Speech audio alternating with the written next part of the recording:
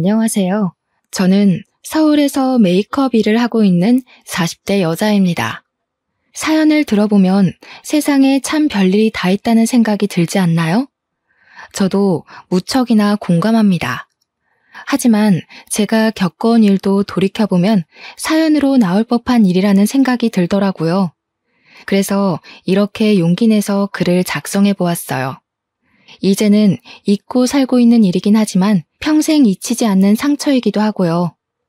혹시 저와 비슷한 상황에 처하신 분이 계시다면 절대 좌절하지 말고 제 이야기를 통해 위로를 받아가시면 좋겠어요.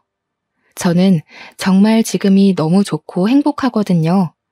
제가 겪은 일은 평범하지도 행복하지도 않은 일이지만 지금의 저는 정말 제 일도 즐겁게 잘하고 있고 행복하답니다. 그러니까 이 사연을 듣는 모두들 힘들고 어려운 순간이 있을지라도 포기하지 말고 주저앉지 말고 끝까지 나의 길을 걸어가시면 좋겠어요. 제가 그랬거든요. 이제부터 제가 겪었던 경악스러운 이야기를 해볼게요. 사실은 내 주변 친구의 이야기, 내 가족의 이야기, 내 애인의 이야기가 될 수 있다고 생각해요.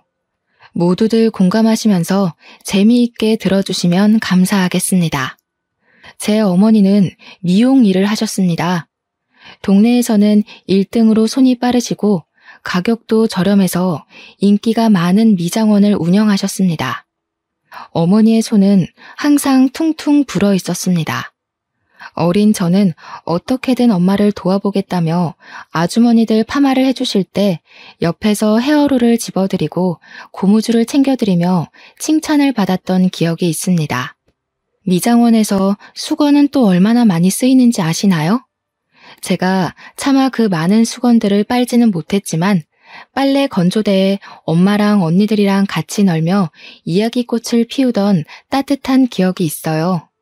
작은 미장원을 운영하셨던 엄마는 집안일을 하랴 미장원에서 일하시랴 몸이 100개라도 부족하게 바쁘셨어요. 엄마가 그저 좋았던 저는 엄마한테 찰싹 달라붙어서 거의 엄마 미용실에서 살다시피 했었네요. 하도 미장원이 놀이터라 생각하고 붙어있다 보니 동네 아주머니들과도 가까이 지내며 저는 어른들께도 싹싹하게 잘 대하고 엄마를 따라 손재주도 좋은 아이로 자랐습니다. 그리고 저희 아버지는 남대문에서 액세서리 도매 소매업을 하셨습니다. 그래서 이른 새벽부터 늦은 밤까지 고생을 하시며 바삐 일을 하셨죠. 게다가 저희 아버지는 남대문에서 소문난 손 빠르고 발 빠른 제대로 된 장사꾼이라며 소문이 자자했던 사람이었어요. 하지만 아버지께서는 저희 가족들과 다정하게 시간을 보내지 못한 점이 지금까지도 아쉽다며 한숨을 내쉬곤 하시지만 누구보다 성실하고 가족들을 생각하셨던 분이라는 것을 저희 가족은 알고 있었죠. 그리고 제 위로 2명의 언니들이 있는데 언니들은 저와 나이 차이가 꽤 났습니다. 첫째 언니와 둘째 언니는 연년생이어서 어려서는 그렇게 많이 싸웠다고 하는데 성인이 되고는 둘도 없는 좋은 친구처럼 잘 지내고 저는 그 틈에 낄 수도 없어서 괜히 질투도 많이 했었답니다. 이렇게 사이가 좋은 2 언니는 나중에는 일도 같이 했어요. 각자 사회생활을 하면서 갖은 고생을 하다가 결국 안 되겠다 싶었는지 회사를 금방 때려치우고 같이 창업을 시작했습니다. 결혼 사업이라고 하죠. 옛날에는 소위 중매라고 했는데 요즘에는 결혼 매칭 플랫폼이라고 하는 결혼해줘 같은 업체의 시초라고 할 수 있는 일을 시작하게 되었습니다. 아무래도 어머니께서 미장원을 하시다 보니 동네 아주머니들끼리 서로 중매를 서주시고 실제로 결혼이 성사되는 모습을 자연스럽게 보고 자라서 그랬는지 언니 둘은 그렇게 사업을 시작했습니다. 저는 어려서부터 손재주가 좋은 편이었습니다. 그래서 나름 공부는 성실히 했었지만 제 손재주가 아깝다는 생각이 들어서 대학교 전공은 메이크업으로 정해서 일찌감치 메이크업 일로 돈을 벌었습니다. 대학 생활을 하면서 메이크업 일을 동시에 하다 보니 또래 친구들보다 사회 경험이 빠른 편이었습니다. 저는 그렇게 다양한 사람들을 많이 만나며 보고 배우며 성장해 갔습니다. 여느 날과 같이 저는 메이크업 일을 하고 있었습니다. 그날따라 저는 메이크업 출장을 결혼식장으로 가게 되었는데요. 그곳에서 운명의 상대를 만나게 되었네요.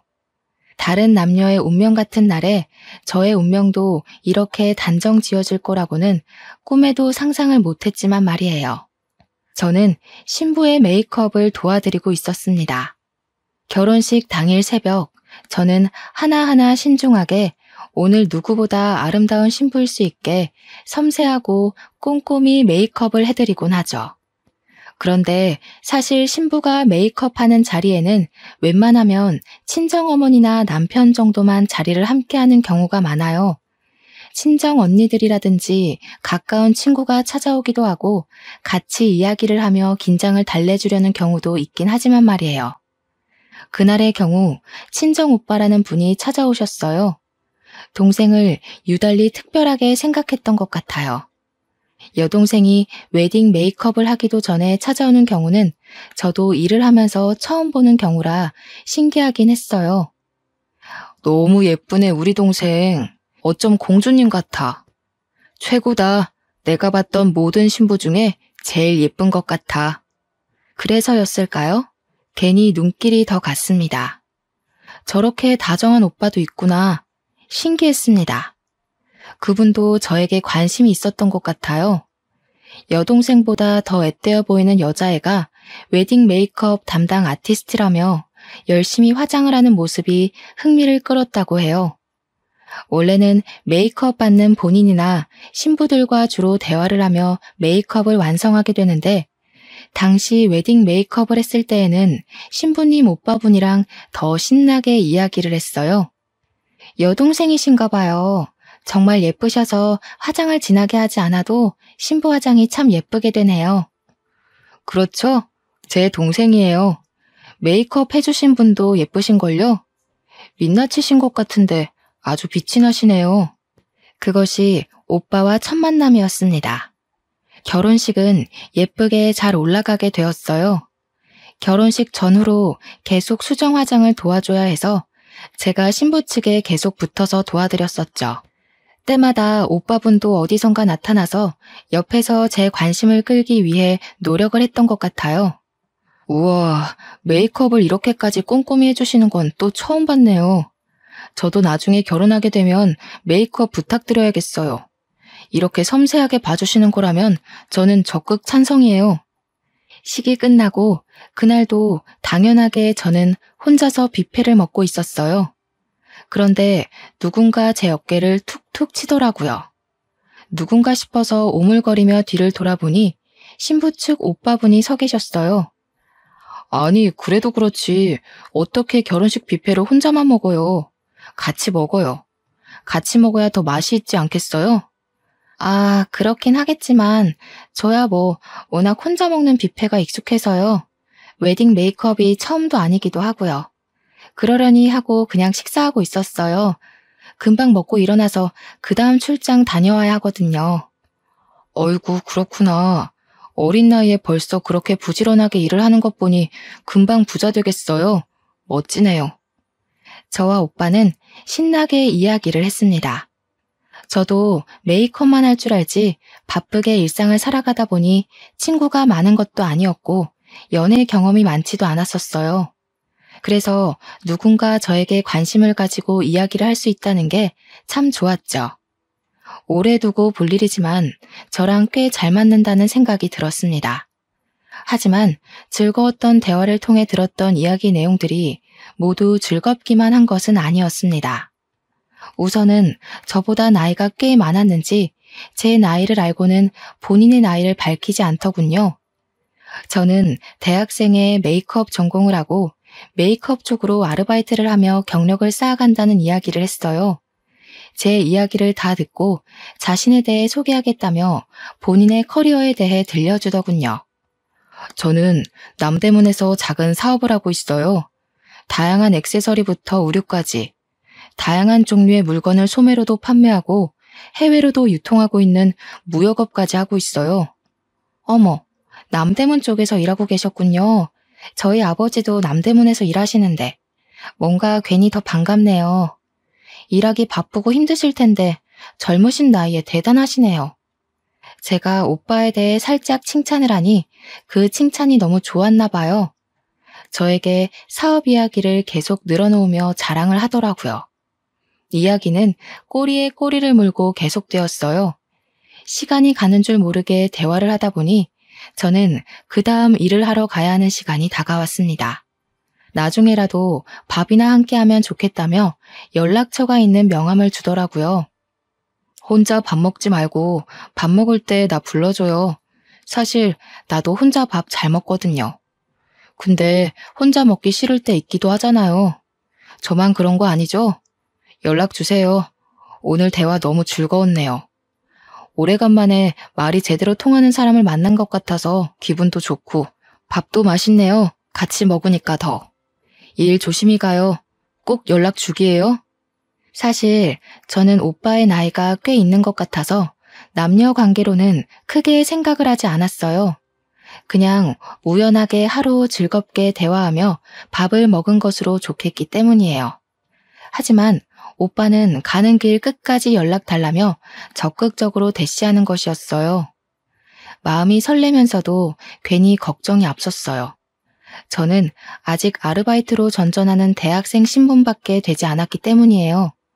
그렇게 오빠와는 다음 만남을 기약하며 자리를 뜨게 되었어요. 저는 연락처를 받고는 고민이 끝이 없었어요. 이렇게 만나보는 게 맞나? 아니, 연락을 해서 정말 밥만 먹어도 되나? 결국 저는 아르바이트 후에 혼자 밥을 먹다가 받았던 명함을 꺼내 들고 연락을 했습니다.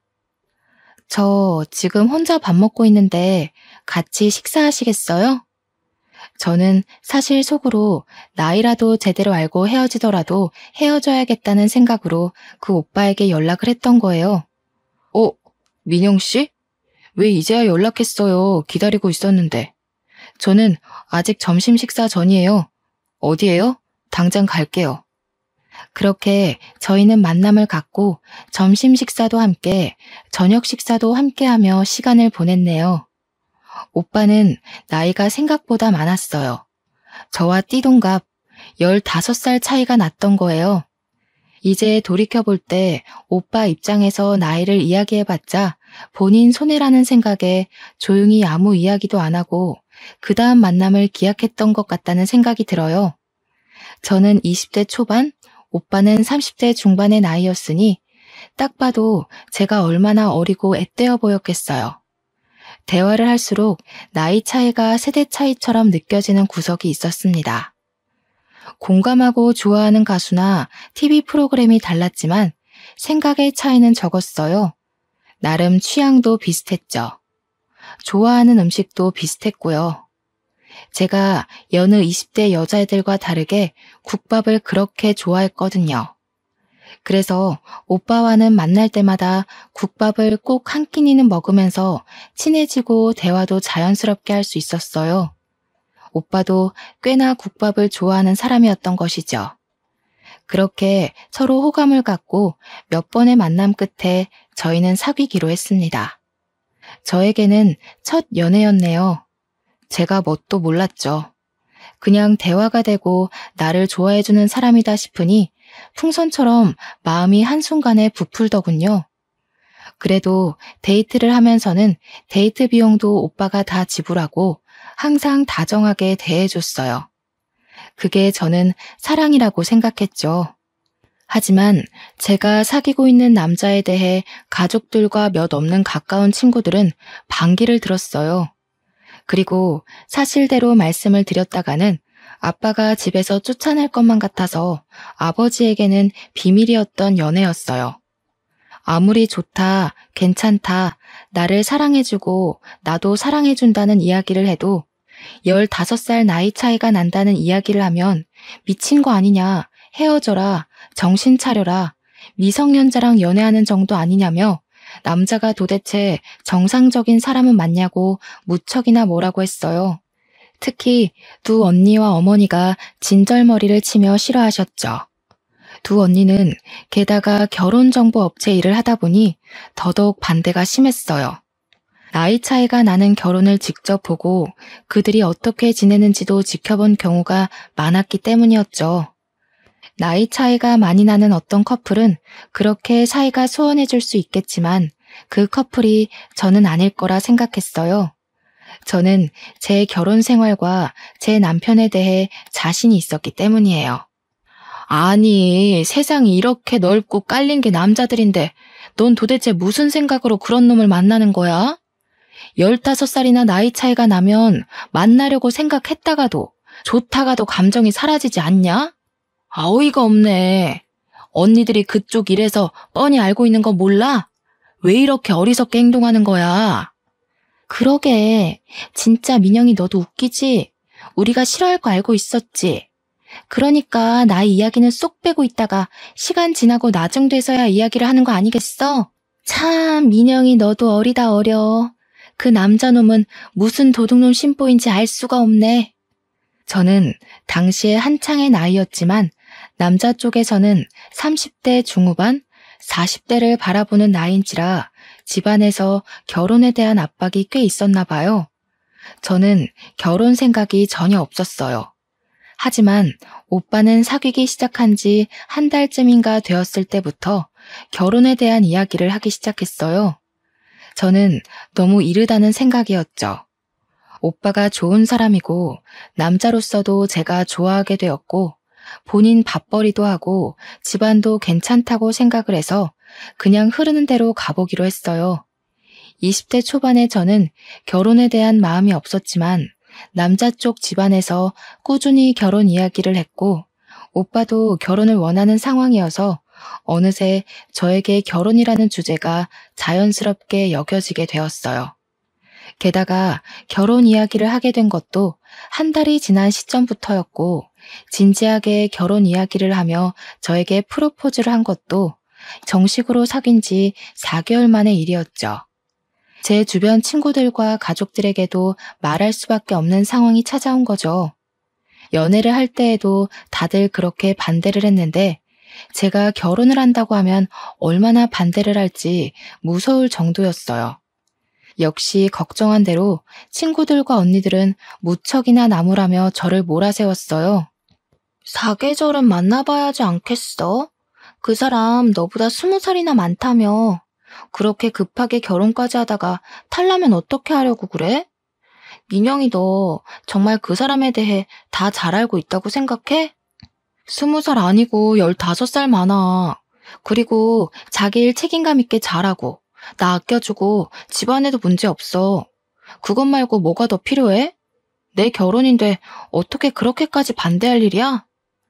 저도 오빠와의 결혼에 대해 확신이라기보다는 고민을 하고 있었는데 하도 주변에서 몰아붙이다 보니 제가 오기가 나더군요. 내가 잘 사나 못 사나 봐라. 나 정말 잘 살 자신 있다. 보란 듯이 보여주고 싶어졌어요. 실제로 저희는 연애를 하는 동안 싸우거나 작게라도 의견 충돌이 생긴 적이 없었어요. 커플들이 자연스럽게 티격태격한다는 것이 어떤 건지도 이해할 수 없었죠.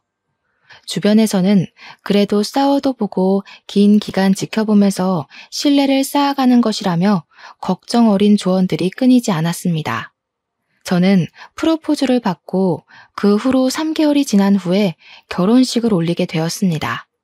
지금에서야 그 시간들을 돌아보면 왜 뭐가 그렇게 급해서 1년이 되지도 않는 시간 동안 쪼들리듯이 결혼식을 올렸던 것인지 저도 콩깍지가 어지간히 단단하게 쓰여 있었다는 생각이 들어요. 축복이라기보다 많은 사람들의 걱정과 염려 속에 저희는 신혼생활을 시작하게 되었죠. 사업을 하던 남편 덕분에 그래도 결혼 초기 자본으로 서울에 있는 작은 아파트에서 살 수 있었어요. 너무도 기뻤어요. 저는 항상 주택이나 빌라에서만 살아왔기에 아파트에서 사는 것이 꿈이었어요. 저는 부모님으로부터 독립도 하기 전에 결혼을 하게 되어서 아담하지만 내 집이라는 공간이 생긴 것도 참 좋았답니다. 그렇게 내 꿈을 이루었다는 생각에 한껏 부풀어 있었던 것도 잠시였죠. 곧 악몽처럼 현실이 다가왔습니다. 하루는 저희 신혼집에 가스 점검이 있었어요. 그래서 점검하신다는 기사분을 들여보냈는데 저희 집을 유달리 유심히 보는 거예요. 저도 처음엔 아무 생각이 없었지만 점차 이상하다는 생각이 들었습니다. 가스 점검을 하시는 것도 지켜보는데 제대로 하는 것 같지 않았어요. 혹시 점검하시는 분 진짜 맞으세요? 아까부터 저희 집을 계속 두리번거리시고 가스 점검은 하는 동 마는 동 하시길래요. 아, 네. 그럼요. 점검 나와서 점검하고 있잖아요. 빨리 끝낼게요. 본인이 점검을 한다고 하는데 덧붙일 말은 크게 없었습니다. 그래서 그냥 저는 집안일을 마저 했어요. 그런데 말이죠. 그 다음 그분의 행동이 더 이상했습니다. 저희 부부의 웨딩 촬영 사진이 거실에 크게 액자로 걸려 있는데 그 앞에서 사진을 뚫어져라 보는 것 아니겠어요? 괜히 찜찜하고 이상한 기분이 들었어요. 저기 지금 뭐 하시는 건가요? 사진을 왜 그렇게 기분 나쁘게 쳐다보세요? 아니, 기분이 나쁘시다뇨. 저는 그냥 웨딩 촬영이 예쁘게 된 것 같아서 부러워서 본 것뿐이에요. 참 별것도 아닌 걸로 과민하게 구시네. 뭐 불안하고 찔리는 거라도 있으신가 봐요? 아니, 결혼한 지 얼마 안 된 사람한테 할 말이 있고 안 할 말이 있지. 무슨 소리를 하시는 거예요? 점검 다 하셨으면 어서 나가보세요. 진짜 세상에 별 이상한 인간들을 다 보네. 아니면 아닌 거지. 되게 예민스러우시네요. 그럼 이만 가보겠습니다. 남편분이 참 훤칠하시네요. 바깥으로 나돌 관상인데 내조를 좀 잘하셔야겠어요. 안녕히 계세요. 어머머, 이 사람 진짜 별소리를 다 하네. 어서 우리 집에서 나가세요. 가스 점검도 점검 나름이지. 뭐 이딴 사람들이 일을 하고 있어? 나가요, 어서. 당장 안 나가면 경찰에 신고할 거예요. 여자는 소름 끼치게 깔깔대며 웃었어요. 당장 나갈 건데 왜 이러냐며 손사래까지 치는 모습을 보였죠. 다시 생각해봐도 그 순간이 너무 끔찍하면서 당황스러운데 정말 소름이 돋네요. 그렇게 저는 그 순간이 그 여자와의 마지막 만남이라고 생각을 했습니다. 하지만 그 이후에도 저와 꽤 자주 마주치게 되었습니다. 분리수거를 하러 밖으로 나갈 때 퇴근 후에 같은 버스를 타기도 했고요. 어느 날은 아예 저희 아파트 현관 앞에서 저를 기다리기도 했습니다. 저기요, 저희 구면이죠? 죄송한데 무슨 일이실까요? 저 만나러 오신 거예요? 어머, 안녕하세요. 인사도 없이 그렇게 본론부터 말하면 섭섭하죠.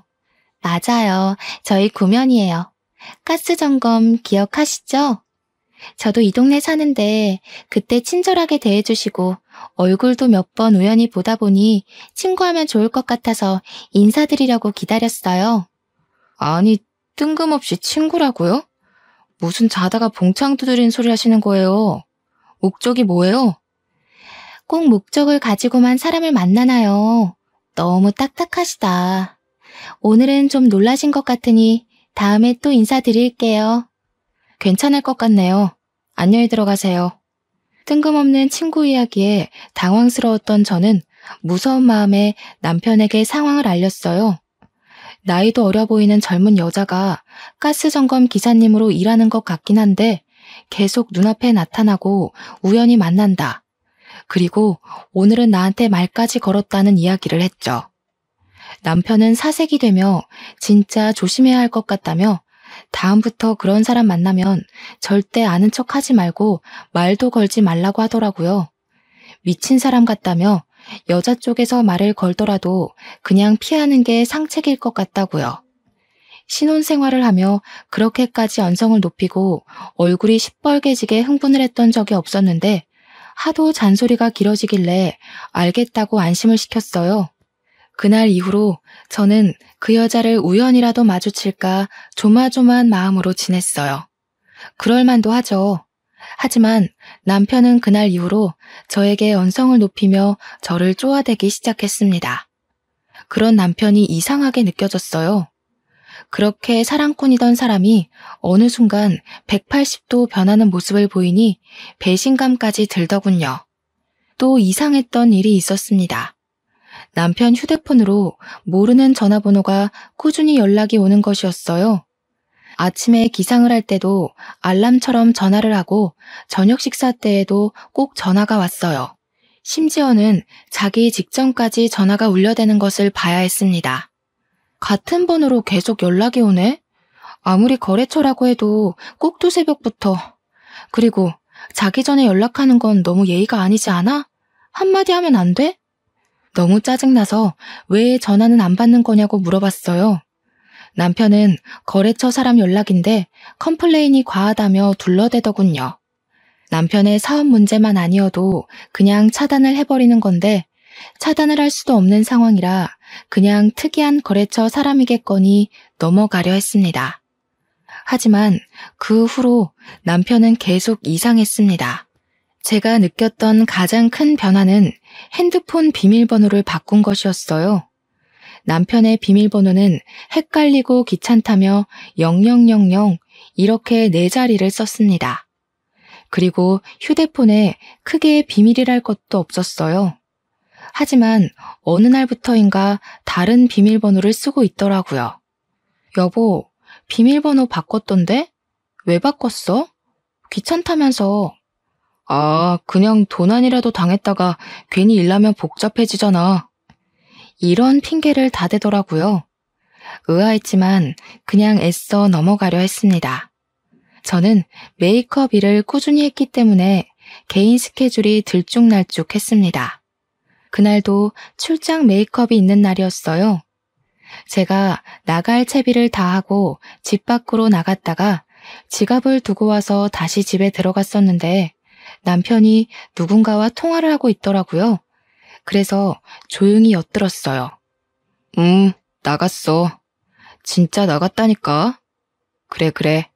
알겠어용. 곧 보자. 나도 보고 싶어용. 나갔다는 건 아무래도 제 얘기겠죠. 그건 아무렇지도 않았습니다. 하지만 콧소리를 흥흥거리며 애교 섞인 이야기를 하며 누군가에게 보고 싶다고 속삭이는 남편의 모습은 저도 난생 처음 봐서 까무러칠 뻔했습니다. 아무래도 남편한테 비밀이 있다는 안 좋은 예감이 들었어요. 지금 아는 척을 해야 하나, 나중에 크게 제대로 잡아야 하나 순간 고민이 들더군요. 하지만 이내 아니겠지, 제 마음 편하자고 넘어가려 했었네요. 그렇게 저는 일을 하러 나왔습니다. 조용히 남편에게 들키지 않고요. 하지만 제가 죄를 지은 것도 아니고 잘못한 것도 하나 없는데 집에서 들어가고 나가는 것도 눈치 봐야 하고 남편의 덜미를 어떻게 잡아야 하는지 고민을 하는 상황도 너무 열이 뻗치더라고요. 하루 종일 머릿속을 떠나지 않았어요. 남편이 다른 여자와 뒹구는 모습까지 상상이 되니까요. 끔찍했어요. 차라리 현실을 마주하고 끝내려면 빨리 끝내버리는 것이 낫겠다는 생각이 들었어요. 제 생각이 확고해진 계기가 있었습니다. 여태 한 번도 없었던 해외 출장을 간다는 것이었어요. 신혼 1년도 지나지 않았는데 어떻게 이럴 수 있는 거지? 정말 눈물이 핑 돌더군요.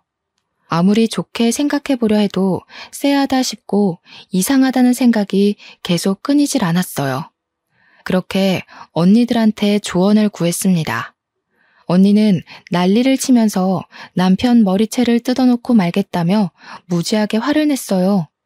언니들은 같이 사업을 하며 불륜에 관한 이야기를 많이 듣다 보니 이골이 난 상태였더라고요. 덕분에 제대로 조언을 들을 수 있었습니다. 우선은 증거가 될 만한 자료들을 모아야 한다고요. 그냥 화가 난다고 화를 내지르는 게 답은 아니라고 하더군요. 그래서 증거 수집을 위해 저와 언니는 고민 끝에 사설 탐정분을 고용하기로 했습니다. 증거 수집을 제대로 해야 하기 때문에 너무 놀라거나 당황스럽다고 피하시면 안 됩니다. 저는 사진을 계속 찍을 거예요. 마음 단단히 잘 먹으시고요. 바람난 남자들 앞뒤 안 가리거든요. 많이 봤습니다. 너무 상처받지 말고요. 고용한 사설 탐정을 따라 남편의 뒤를 따라가 보았습니다. 남편의 치밀함에 기가 차더군요. 우선 차량부터가 남편 소유의 차가 아니라 렌터카로 빌려 타더라고요. 이때부터 마음은 이미 울컥울컥했습니다. 렌터카를 대여해서 서울 외곽으로 빠지더군요. 입이 다물어지지 않았어요. 분명 저에게는 중요한 해외 출장이라고 했거든요. 그렇게 서울 외곽을 달려 도착한 곳은 한 허름한 호텔이었습니다. 들어가지 말라고 속으로 그렇게 빌었는데 남편은 기어코 호텔 방으로 들어가더군요. 탐정부는 우선 남편이 호텔로 들어가는 사진부터 렌터카까지 사진을 찍었습니다. 저는 이게 현실인지 꿈인지 어벙했어요. 같이 동행한 언니가 정신 똑바로 차리라며 제 남편 욕을 쏟아붓고 제 손을 잡고 호텔 방으로 향했습니다. 사실 상상만으로도 끔찍한 일인데 직접 제 눈으로 보면 정말 쓰러질 것만 같았어요. 그래서 한참을 망설이고 문 앞에서 기다리다 제가 선택한 남자의 실체를 제대로 마주하고 깔끔하게 끝내자는 다짐을 하며 방문을 두드렸죠. 누구세요? 남편은 꼴보기 싫은 차림에다가 황당한 얼굴로 저를 쳐다보았습니다. 그리고 남편의 내연녀라는 인간을 봤어요. 낯설지 않은 얼굴, 기억 저편에 있던 사람이었습니다. 아니, 여보, 저 여자 나한테 무시하라고 했던 여자잖아. 그게 아니라 할 말이 없다. 미안해. 내연녀는 저희 집에 가스 점검이라며 들어와서 구경을 하고 웨딩 사진을 그렇게 유심히 보던 여자. 길에서 버스에서 우연이라기에 너무 자주 마주쳤던 여자.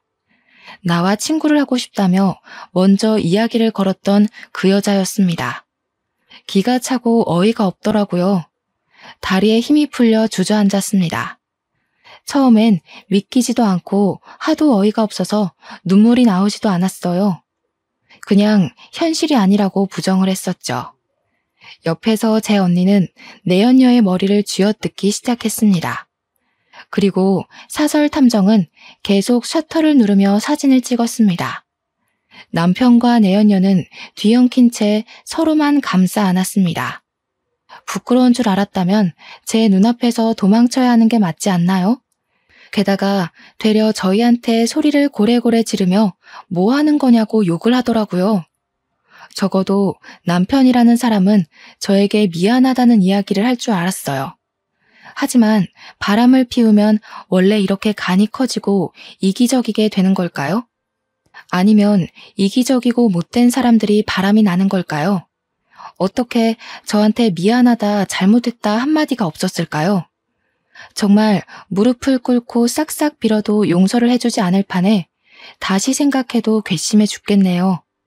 알고 보니 제 남편 여성 편력이 아주 대단하고 화려했던 과거를 가지고 있던 사람이었더라고요. 30대 중반의 남자가 저만 만나진 않았겠죠. 저도 그 사실이야 알고 있긴 했는데 이 정도일 줄은 몰랐어요. 노래방 도우미 여자부터 대학생, 거래처 사람 등등 도대체 세려야 셀 수 없을 정도로 많은 여자들을 만나왔더라고요. 이 사실을 시댁에서 알고 어떻게든 그 바람길을 잠재워야겠다며 만나는 여자들 중에서 가장 성실하고 괜찮다고 생각한 저를 꼬셔서 결혼시켰던 것이었어요. 하지만 시댁의 바람은 그저 바람이었던 것이었죠. 남편의 바람기는 잠재워지지 않았고 자기 성격 못 이기고 이리저리 여자들 만나며 그렇게 휘두르며 살았던 거예요. 이 모든 일이 신혼 1년이 안 되어서 일어난 일이라니 저도 말씀드리면서도 믿기지가 않네요. 그리고 내연녀와는 무슨 관계이고 언제 어떻게 만났으며 왜 결혼을 했음에도 더러운 관계를 유지했느냐고 물었어요. 남편의 대답이 더 기가 찼죠. 둘이 처음으로 만난 것은 제가 메이크업을 해줬던 동생 결혼식장, 저와도 처음 만난 곳에서 내연녀와도 처음 만났던 것이죠. 기가 막히는 상황에 어이가 없어서 이 얘기를 들어야 하나 말아야 하나 고민이 되었지만 얘기나 들어보자는 마음으로 이악 물고 얘기를 들었습니다.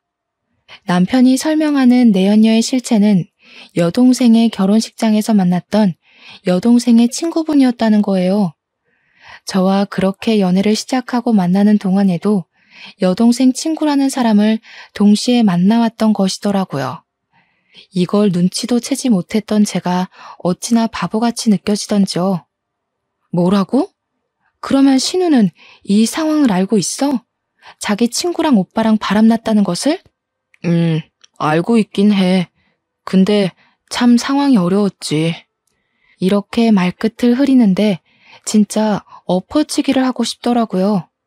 똑바로 설명 좀 해보라고 해서 들어보니 신우는 저보다 자기 친구와 사귀고 결혼까지 하는 것을 더 원했더라고요.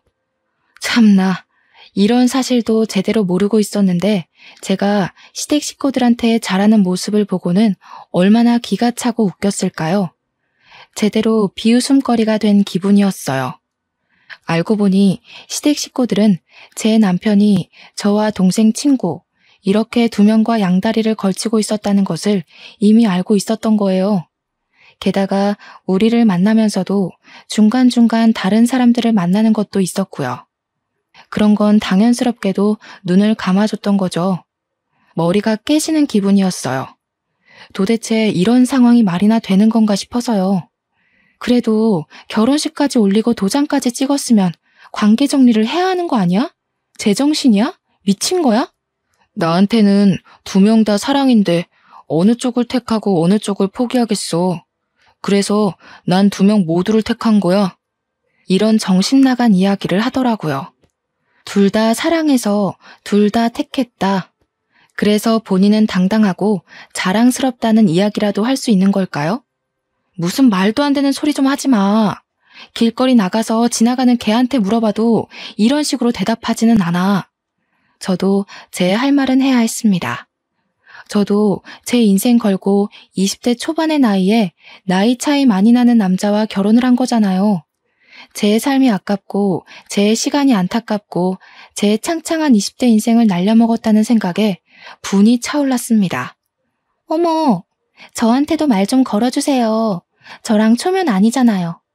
저번에도 인사했을 때 되게 까칠했는데 그 성격 여전하시네요.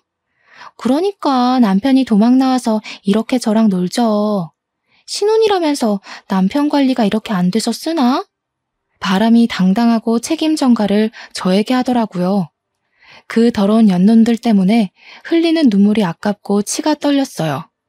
그래서 저는 제가 해야 할 일을 하기로 마음먹었습니다.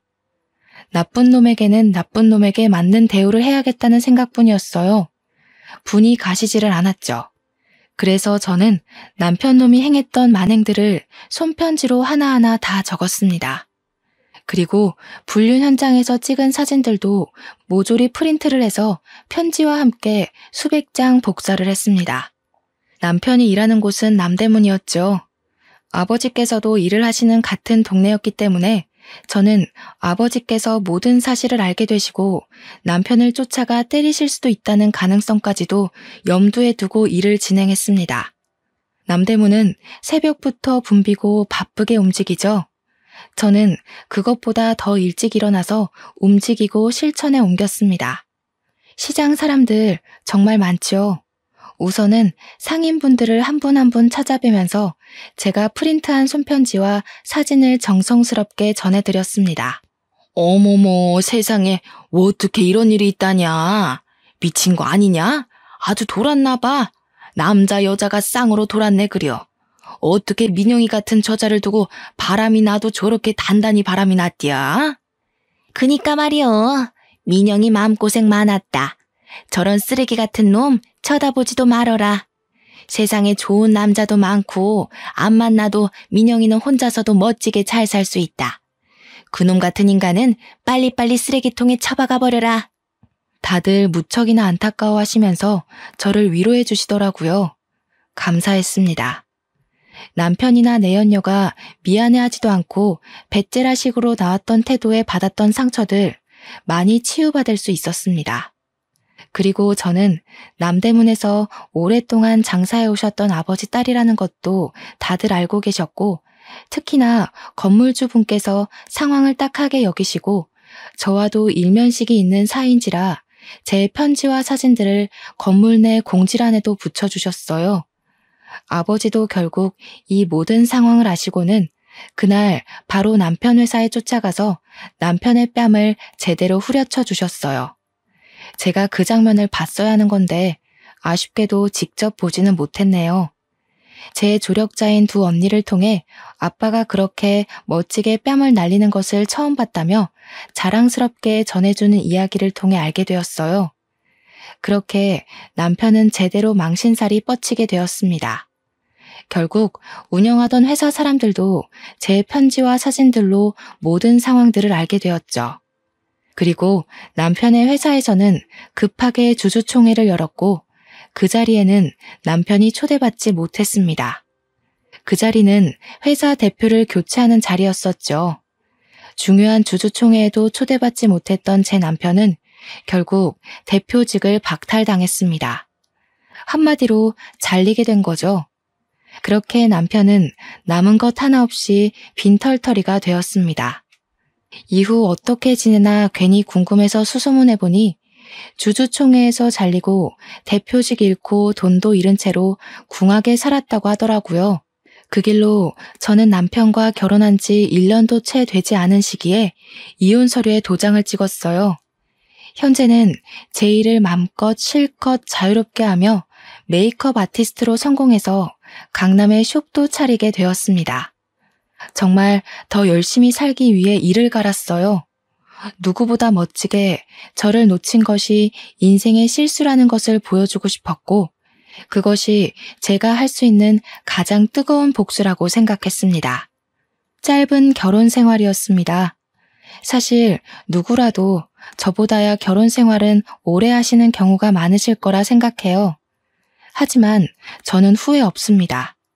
결혼 생활 동안 정말 누구보다도 남편을 아끼고 사랑했고 제 일에도 열정적이었으며 집안일도 부족함 없이 했거든요. 그리고 마무리까지도 제 속이 다 시원할 정도로 더 이상 시원할 수 없겠다 싶을 만큼 후회 없이 남편의 실체에 대해 폭로를 했죠.